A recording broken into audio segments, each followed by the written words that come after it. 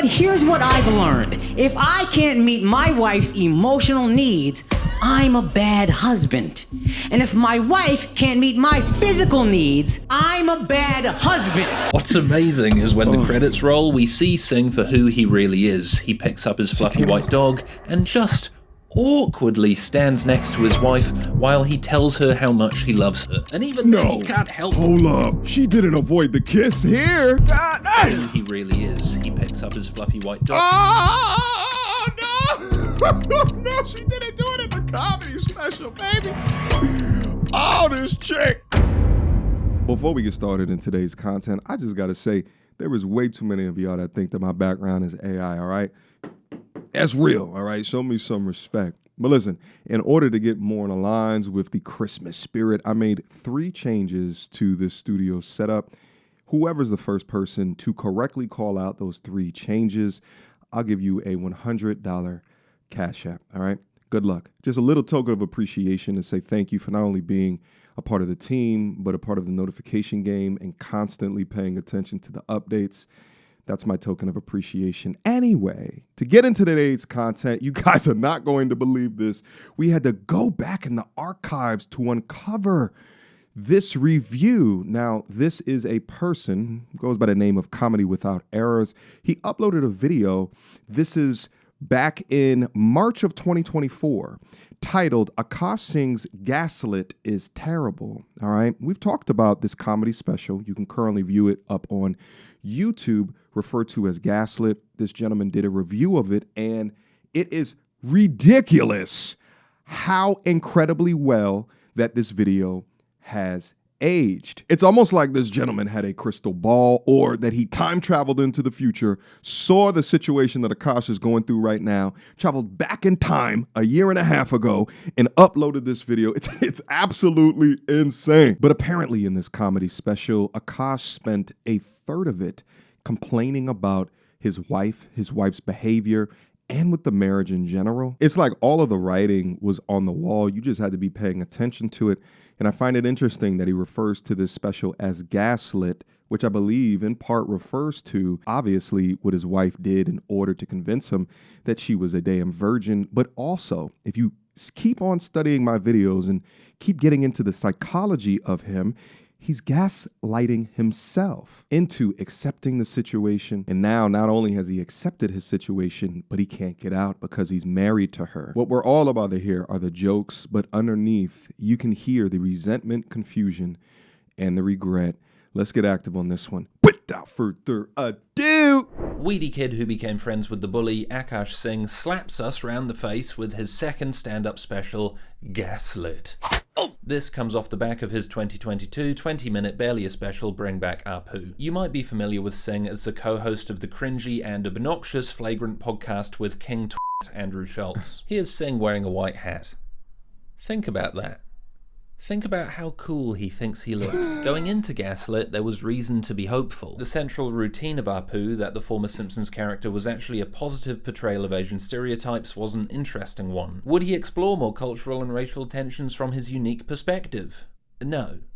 No, he won't do that. What he will do is rag on his wife for 78 minutes while relentlessly mocking queer people. I should have known from the title. I should have known from the Flame Effect title! Okay, so this is a comedy review channel.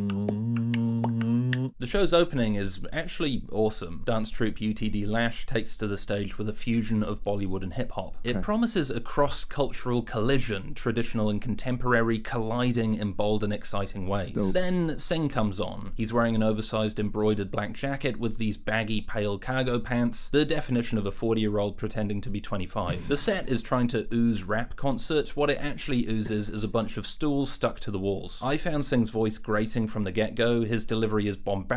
Nearly every punchline is yelled in a nasal squawk. My wife and I also are trying to have a baby. She doesn't know that yet, but I'm working on it.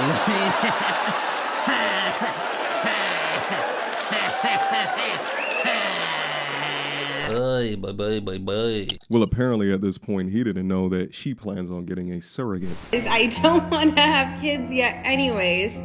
And these are, this is gonna sound so stupid, but these are my 3 reasons. Is A, I'd have to get off spironolactone, and I feel like my acne will flare up. B, I can't get laser hair removal, so I'm worried I'm gonna have a beard.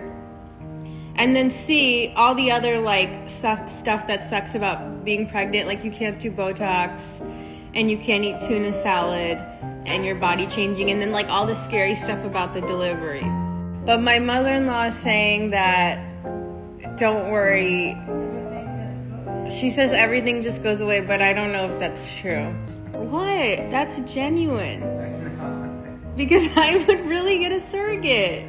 To avoid acne? Yeah, acne is a big deal. It's not funny. Can someone tell me what they did for their acne? Because you can't even use any topicals. You can't use tretinoin. Are you listening? I'm listening. You don't even care. So forget it. I'm not even. How? This is too big a gamble, because if I'm pregnant and I get pimples, what am I gonna do? You guys are such jerks. I'm never talking to you again. It's not funny. Okay, forget it. I'm not even talking to you. I love you. No, let's get pregnant. No, I don't want to. Come on. No, because... Ah! Say it ain't so, my boy. She gonna use the good old "I might get acne" excuse, right? Like, to withhold her from the creation of legacy and family. Oh, that damn pimple excuse gets him every time. Anyway, let's continue. Singh is best doing crowd work, but like Schultz, is less interested in getting to know people than boiling them down into the three main colour groups of white, black and brown. He does figure out a guy worked in hotels and has the last name Patel with psychic precision. It's a great party trick, but even these interactions are mired with this posturing obnoxiousness. Within the set are all the hallmarks of the self-described bad boy, punching down on marginalised groups, terrible puns, shock jock humour and a shoehorned dance around the word retarded. What can you learn from a bee? You know what I learned? You couldn't be any dumber. That's what I learned. Feels like I'm raising a real beatard, actually. Singh's bad boy pretensions are coupled with premises so old and hacky they could have been delivered by Fred Flintstone. For the opening 30 minutes, Singh lays out the hilarious differences between men and women. Okay. You know what I did not know, fellas? When your girl has an emotion, she expresses it. Okay. What the hell is even that? To set I up. genuinely don't understand how you could write material like this without wanting to shoot yourself in the head. Guys, women, they have like these feelings, which is like crazy because us guys, we don't have any feelings. Man, women are so What quickly becomes obvious is, holy shit, Singh doesn't like his wife. Okay, here we go. I mean, he doesn't like her at all. We continually hear how Singh feels suffocated by his partner. It even slips into a bit of crowd work about arranged marriages. How do you marry someone before you get to know them? How do you marry somebody after? He constantly reassures us that their relationship is healthy. It is wild to watch him ask the audience that question after we know how his story matured, especially considering how often that she will publicly avoid his kisses. Look good, Mr. Armstrong. Armstrong. You kill me, boy, so it's out.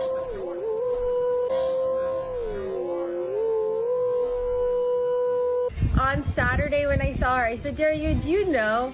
And she said, I don't know anything. I don't know anything. She's a good liar. Then she's a good liar. That's a friend. Then she's a good liar. That's a friend. No, I don't want those gifts. I know.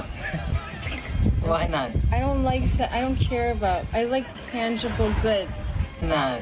I don't care about. But it sounds like desperate overcompensating. He sets up one joke saying that the fellas shouldn't care about most of the things their wives nag them about. Fellas.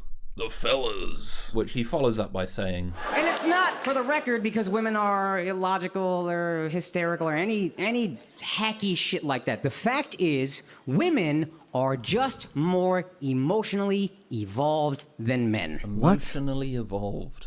What? Right. You can see why Singh needs to say this to avoid looking like an outright sexist, yet at no point in the next 10 minutes does Singh demonstrate his wife's emotional superiority. Oh, I love you so much. I can't. I'm so excited to spend the rest of my life with you.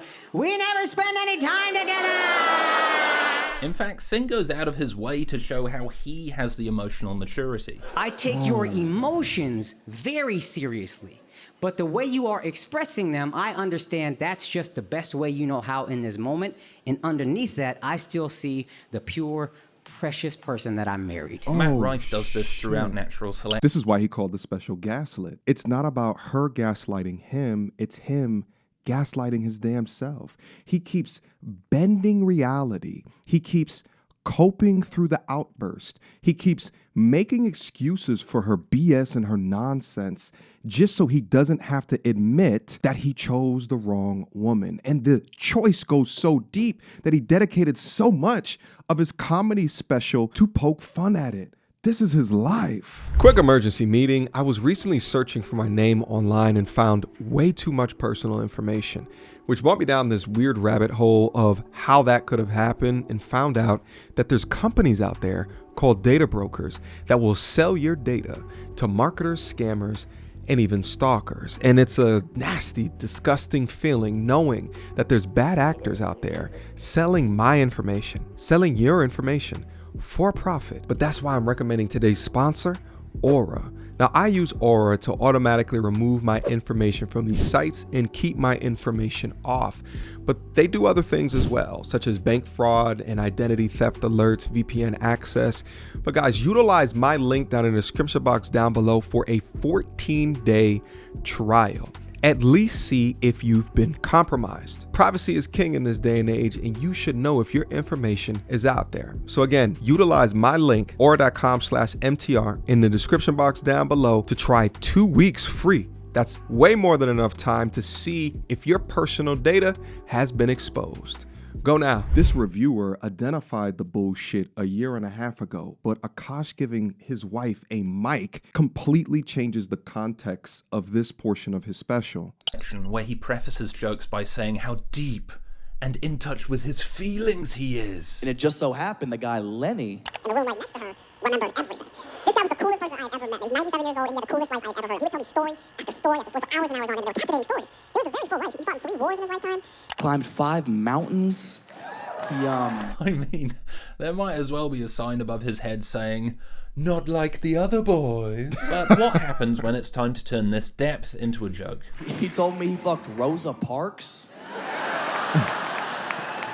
I know, in the front of the bus. The punchline is an immature flash of nothing that doesn't mean anything or make any sense. As Miles Klee says, there are no stakes, no commentary, no bite. Parks is a throwaway reference, flashing into the story like a cutaway gag in Family Guy, to let Rife nod toward racism and segregation without engaging in these fraught subjects. It doesn't take a genius to figure out. The reason Rife tells us how deep he is in the setup is because that depth is nowhere to be found in the punchline. Singh is doing the same thing. He says women are more emotionally evolved than men to cover his back, then proceeds to use that as an excuse to just rag on his wife. It comes across as clueless and incredibly stupid. Another theme that quickly rears its head. What's hilarious is that this reviewer is saying rag on wife, but then in turn the wife does the most embarrassing shit humanly possible publicly to Akaash. And even before bro gave her a mic, she was probably doing that shit at game nights, dinner parties, in front of his parents. But a year and a half ago, publicly, we're looking at him regretting his decisions without the context of understanding that he married a demon witch serpent woman that brags about being nothing but a user and a liability that contributes nothing of value to a relationship.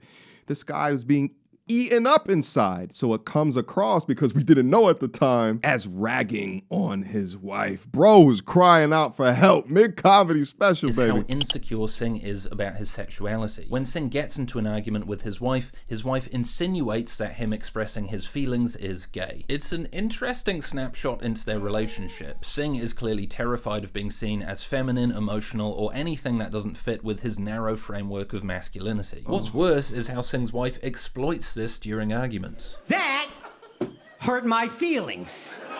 And she goes, okay.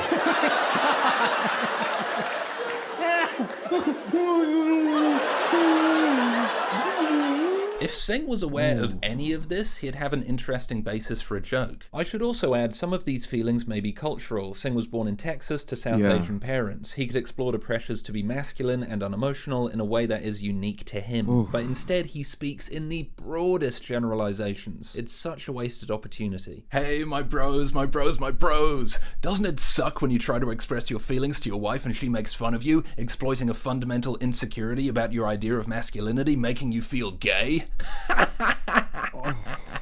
Man, I love my wife. It's actually quite sad. By generalizing these as things all couples go through, he's normalizing toxic behavior. This isn't the difference between men and women, it's just two insecure people that don't know how to communicate. For the record, anyone whose mood is doing this isn't healthy. And Singh, who says all men should respond as an emotionally repressed flatline, is perpetuating static gender roles and emotional states that create bad relationships. Come on. Sorry, I know that's a bit of a TED talk, but it makes it really hard to buy into Singh's act when what he's claiming as universal truths are outdated gender roles. It also listen, my brother, I know that you say that it sounds a little bit like a TED talk, but that kind of information is absolutely needed and it's absolutely necessary. For Akaash is a symptom of a much larger problem that is brewing within the state of manhood and masculinity. Today, the modern man has been boxed into a corner made to feel like the feminine way of dealing with something, or the feminine or the female paradigm is the correct way to deal with something. Men have been required to lower themselves or to diminish their standards for fear of the consequences of being determined to be toxic masculine. Mean girls like her will treat a man like shit for speaking up, shaming him into his existence, meanwhile complain if he doesn't buy her the world, or complain if he wasn't chivalrous in nature. You cannot make this ish up. But the psychology of Akaash's own combat with his own understanding of what it means to be masculine actually reminds me of this other clip where he said that he was scared of having a soft son. So what did you say if we have a son? You said our son is going to be soft, and I said he won't. Our son is going to be soft. Because I won't love him. You're 5'7", I'm 5'2". Physically soft would annoy me, but emotionally soft would really, I can't handle it. You sent me the video of the kid screaming when he touched soggy bananas. I don't want to hit kids, but I think about it. I'd throw the banana at him at least. This is why Akaash said he needs to have girls. Because he's not going to love his... I won't love a soft son. Okay. Man up. Soft son, Exhibit A. Look at your dog. He's a dog, yo. How many times a happy bark at a big dog and kill him? All the time. That's me. That's my son. That's my son. So we're going to get IVF, and I guess we're just going to have to pick girls, right? Sure. But if we have a son, he's not going to be no bitch. Akaash, so once again... His fear is a projection because of how he feels about himself. He doesn't know if he's equipped to arm his own son, if he was to have one, with the information, the tools necessary to be a strong man in the upcoming society. Because deep down, he knows that he wasn't strong enough to avoid this bullshit. Let's go. Excludes anyone who's not in the most vanilla heterosexual relationship. What about queer couples, or anyone who doesn't think men and women should act like characters from Mad Men? But wait, there's more. The final flourish of this routine is an absolute killer. If I took you completely seriously, I would have to beat you up. I'm not sure who you think you're talking to. It can't possibly be me. For real. Otherwise, I would have to fuck you up. Yes, the loving spectre of domestic violence. And what an ominous little chuckle. This joke stuck out to me because Singh, who is only 5'7", is doing some Napoleon-esque overcompensating. No. Singh does mention how short he is in other jokes, but here, he avoids it totally. Singh could add some humility by tagging the joke by saying they're pretty much the same height, and his wife would probably win in a fight. But he doesn't. He just lets this thought sit there. Underneath that fake laugh, you see a man stare out across the audience, desperately trying to reassert the dominance he doesn't have in his marriage. It's weird. It is very weird. This leads me to a pretty big gripe about how Singh talks and behaves on stage. It is totally disingenuous. Singh, who sheepishly mentions he enjoys watching Shark Tank, Gossip Girl and Modern Family, is clearly just a boring dude in an unhappy marriage. Yet on stage he's trying to project this image of an uber toxic alpha bro. The reason Bill Burr's act feels authentic is because we know he acts on stage the way he would in real life. With Singh, it's like, no way. He continually calls his wife a bitch, something you know he would never ever say to her face. I just think the bitch don't listen sometimes. Bitch, you get on a boat, bitch. Bitch. You can't even let me die alone. In his big closer, Singh says he should be allowed to solicit sex workers because his wife doesn't meet his physical needs. Meanwhile, his wife can solicit random guys to talk with to meet her emotional needs. Do they even have a relationship at all? Let's also not forget how it disgusts her to think about him when she's self-pleasuring. Wait, funny story. Yeah. One time I was using my vibrator at my parents' home, and in my childhood bedroom. Okay, I was home for like 2 weeks. Wait, can I also ask what kind of porn do you watch when you use a vibrator? Okay, not gonna lie, I don't watch porn while using a vibrator. What? I just think my imagination is vibration enough. Wow. I actually have a lot of respect because I don't think I would be able to do that, number one. And number two, my OCD would never, in my intrusive thoughts, like it would keep getting No, I sometimes think of like my own husband while I'm like doing it. Wait, that's kind of baller, but I Yeah. could never do that. Yeah. And so I was using it at But my you have ADHD. Don't you like start thinking of random shit? No, I focus on the task at hand, okay? At hand, literally. So if you think of your husband, do you think of him like doing anything to you, or you? Yes, I think of him doing all of the things to me. Okay. Even the idea that we know that she self-pleasures by her own admission is just it's wild. I'd also like to add there's a really funny moment where he remembers he wants to deliver this routine sitting on a stool, and he has to awkwardly walk to the side of the stage and pull it out of the set. I knew they were stools! It's like he just remembers he saw Dave Chappelle in the Bird Revelation, and he was like, man, all my friends will like me if I sit on a stool like Dave Chappelle. Look at him. Look at him go. Oh yes, I need to get my little stool. It's so lame. But here's what I've learned. If I can't meet my wife's emotional needs, I'm a bad husband. And if my wife can't meet my physical needs, I'm a bad husband.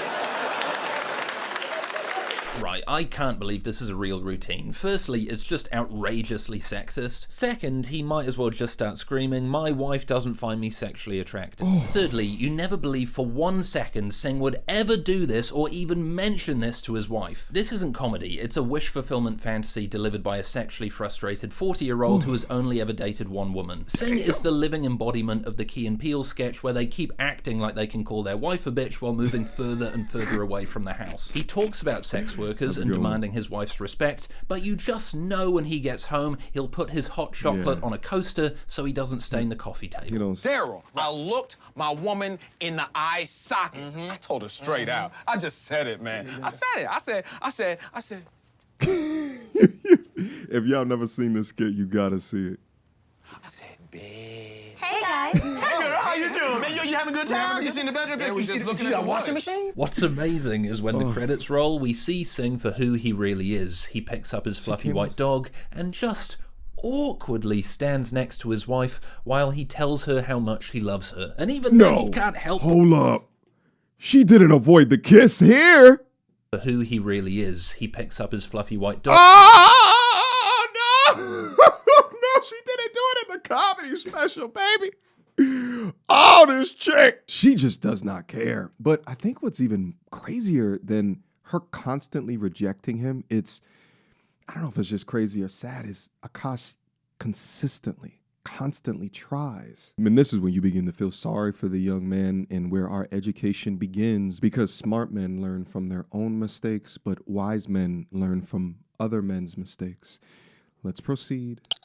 And just awkwardly stands next to his wife while he tells her how much he loves her. And even then, he can't help but rag on her. And this is our dog, by the way, Happy. Love you. The dog gets kisses. And She has definitely seen me at my poorest, and then she'd nag me until we got richer. I can't wait for the post-divorce special where he calls his wife a lesbian. Nagged me until I got richer is absolutely insane.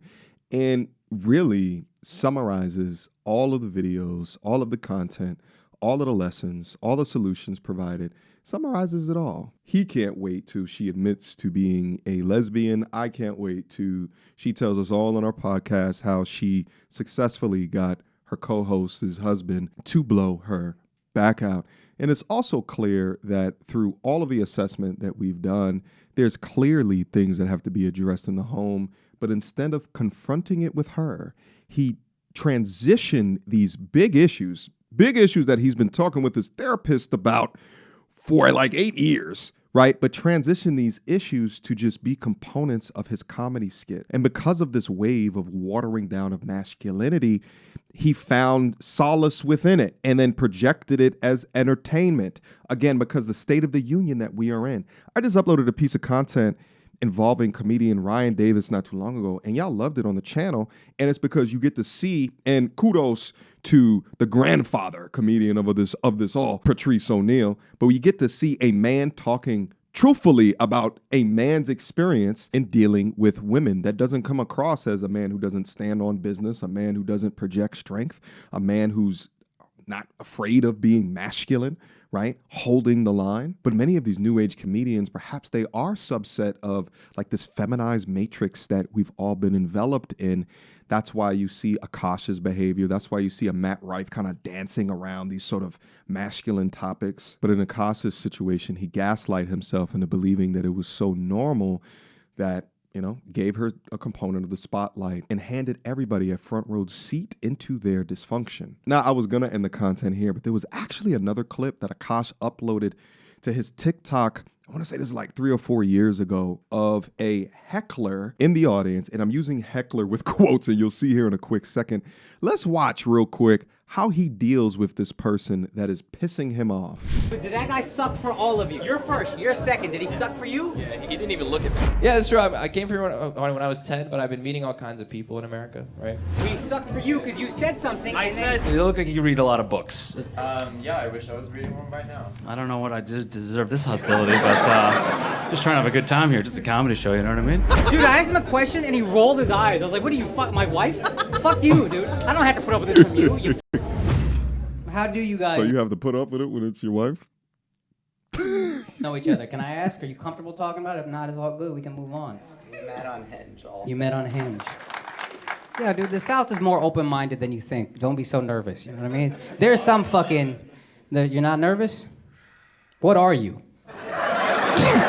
Tell me what emotion you're feeling. He's British. He's really confused. He's confused by Indians as a Brit? I don't think he is, to be honest with you. I think he's looking at me like, why does this guy have freedom? And I'm trying to power through the set, but when I'm done with my set and I see him doing this, that shit, there is no way your fucking left hand is more interesting than what we're doing up here for an hour. You clearly want to go home. I don't know why the fuck you didn't leave already. This guy's sitting here picking his fucking calluses on his hand for 10 minutes. Just go. Who gives a fuck? And then I just fucking lost it. I was like, with all my jokes, fuck this guy. He deserved it. Why? I don't know if we put this out because it's so mean, but he fucking deserved it. It was fun, to be honest with you. I had a good time. How was this? This is why nobody has sympathy for Akaash.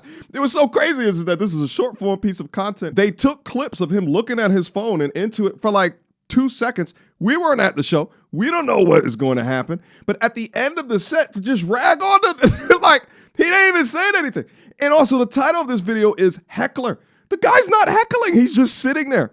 To be angry or upset because somebody is not entertained by you, right? Like, I get like utilizing him as content, right? But let's just see how off he goes on this guy. It's more polite than just getting up and walking out. The guy thinks he's funnier than me. What? Fucking Brits, dude. I'm so glad that bitch died. So glad that bitch died. Never been more glad a bitch died in my life. This whole time I didn't care. I was like, whatever, 92-year-old bitch died. Who cares what she did to India? I'm over it. I'm not over it anymore. F that bitch. You get those jokes, don't you? You don't have a hard time understanding that? Fucking stupid inbred bitch. Fuck you. I I hate this bitch now, and it's your fault. I wish we could dump more tea in a fucking hurricane right now. Tea Party Part 2. In a much less significant state. Son, I swear to God, dude. It's like, I swear to God, if I had a fucking glove, I'd slap you like that with that shit. Challenge you to a duel. on guard. Fucking Hamilton out here. I don't know what the fuck I was talking about. I blacked out for a second, to be honest with you. I feel so good, though. I feel so much better about everything. Fuck the queen. You goofy, inbred bitch that killed Diana. Fuck you. Oh, do you feel bad for this Diana killing ass bitch, really? Miss, you seem very sweet. I don't want you to feel bad about yourself, but do you really feel bad about this Diana killing ass bitch? Can you do me a favor? Can you just come sit here for 5 minutes? Just look at this guy. Can you see him from here? You only see this part of his face. You don't see the shitty part is right here. You paid for this shit, I bet. He wouldn't do this if he paid. Remember what I said about being disrespectful? Fuck all of it. Out the window. Respect is given when respect is taken, or whatever the fuck is. It's a reciprocity is the word I'm goddamn looking for. I'm out here sounding like motherfucking suffering succotash out here. But the thing is that he's not disrespecting you. Like, is all of this called for? And you guys let me know, because, if anything, I don't like the newfound sensitivity that exists within comedy and people like wanting to cancel comedians. And I'm not saying to do that with him, but I'm just trying to understand, is his reaction to this worthy of what the guy was doing, right? He's not being disrespectful. It just sounds like he's just not enjoying himself. So it's not disrespectful if the guy is not enjoying himself. Maybe that just means that he's just not enjoying your jokes. But this actually goes to, and I've heard comedians say this, is that the comedians are, in fact, they want you to not be sensitive, but they are, in fact, some of the most sensitive types of people. And apparently, if they are, right, not projecting a strong man or less strong than he is, then he's okay with spiraling in this way. Like, bro has more energy towards somebody with no reaction to his set than his wife ever, right? Like this is absurd. I'm out here talking like Daffy Duck. I'm so upset at this fucking guy. I just don't get it. Sorry, it's not some fucking dry-ass BBC sitcom. You couldn't have stayed home and watched Mr. Bean on PBS on Saturday night? Mr. Bean is crazy. It's Goddamn, dude. I swear to God, I used to tell people I want to move to London.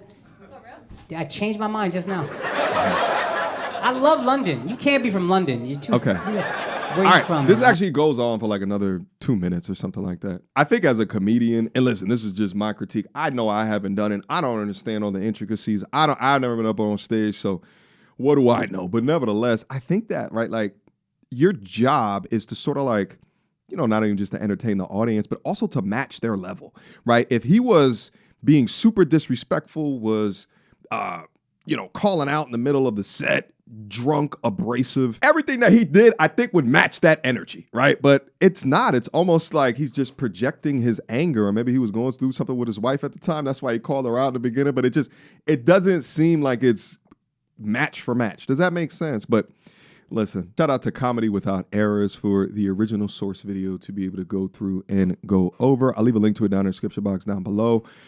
Hopefully it gets a jump start. More people start to talk about it as well. But the more that I look into this situation, it proves what I've been saying. If something is broken within your relationship, you don't marry broken. That's the first thing. The second thing is, as a man, you must not kick the can.